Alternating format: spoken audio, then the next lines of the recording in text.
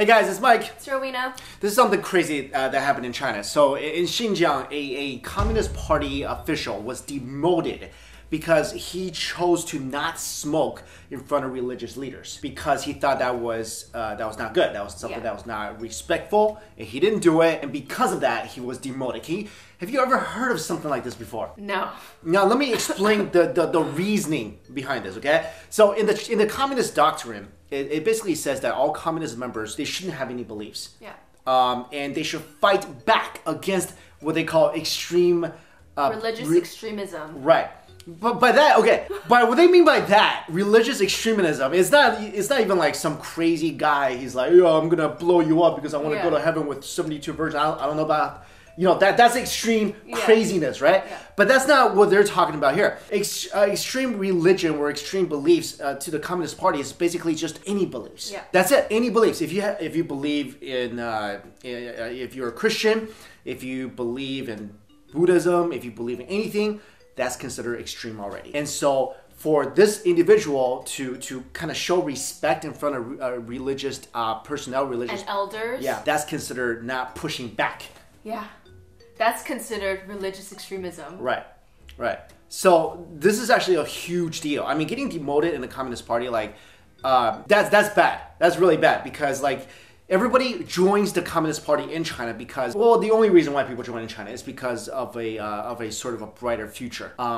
And it's kind of, I don't want to generalize, but typically the sense is if you join the Communist Party, you have guanxi, you have like relationships now. Mm-hmm. Now you can kind of just further your career, you get money. A lot of this money comes through corruption, through bribes.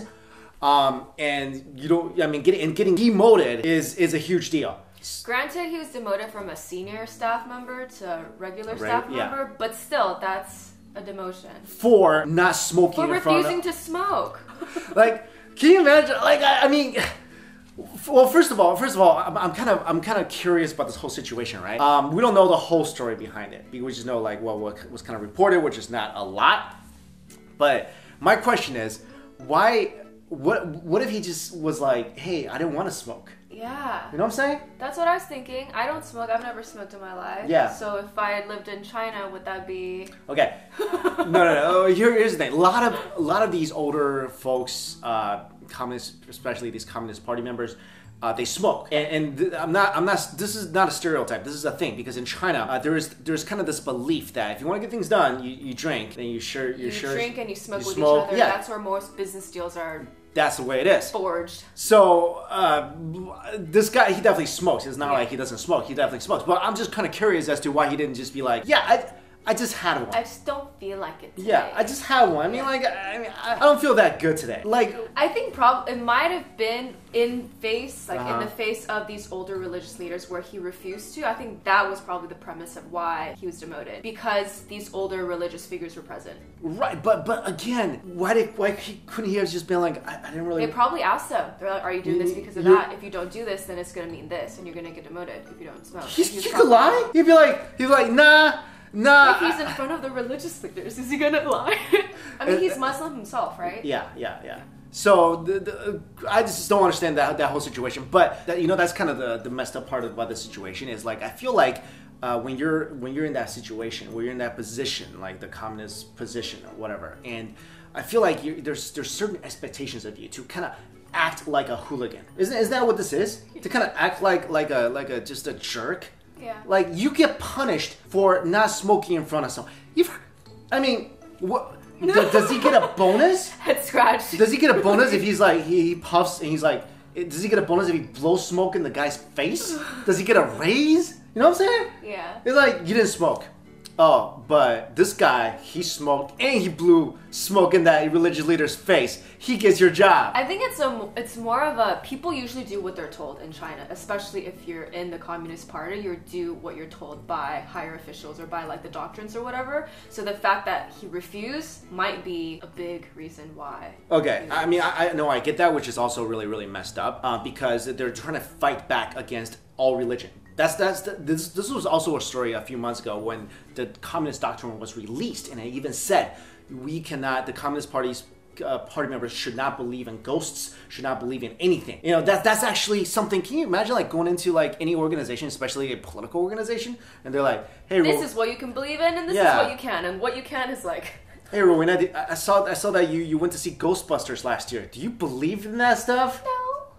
Well, good, because if you did, you can't be in this club. But anyway, crazy situation. Let us know your thoughts about this. And again, I'm just kind of really I'm struggling to understand like why he just wouldn't just like I don't feel well. I don't want to smoke. He has morals. But if he actually stood up and was like, yeah, I didn't smoke because of these religious individuals, and I shared their beliefs. He probably would have gotten executed. I was like, if he stood up and said that's why he didn't smoke, I would have a lot of respect for him.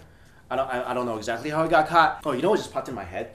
Back when the communist regime first invaded Tibet, I think that was like what 60s, 70s, and they the Tibetan monks were creating these like beautiful sand sculptures, kind of welcoming them, like show them their beliefs. They just walk in and start stomping on them, and then start like kicking the beautiful sand art everywhere. Now I wonder, would one of those guys get killed if he decided not to stomp on that beautiful religious art? Maybe. Probably get in a lot of trouble. Oh, the new communist secretary of Xinjiang came from Tibet. Yeah. And when he first got to Xinjiang, he had 10,000 Communist Party members march down the road just to kind of like flex their muscles and rip off their shirts to be like, yeah, you need to listen to us. Yeah, so this is kind of insane going on. Can you imagine a government where they're publicly, not even like secretly, publicly telling you shouldn't believe in something, and publicly disrespecting your beliefs? I mean, that's the environment that's happening over there. So right now, again, like we've taught this a lot, where you go to China, you see probably the glam and glitz of Shanghai, Beijing. You're like, this place is awesome. There's so many rich Chinese, but there's a lot of oppression. A lot of oppression, especially when it comes to religious freedom, especially when it comes to political freedom. Any sorts of like things that we may take for granted here. I mean, this guy's a communist official. He got demoted. Like, you could be sent to prison for your beliefs. You could have your organ harvested for your beliefs. Like, this is just kind of crazy what's happening over there, where the typical human rights, you don't have any of that in a country that's supposed to be so advanced right now, in a country that's supposed to be so economically powerful. You don't have any of these basic rights. But anyway, crazy story. Let us know your thoughts about that whole thing. Thanks for watching. See ya.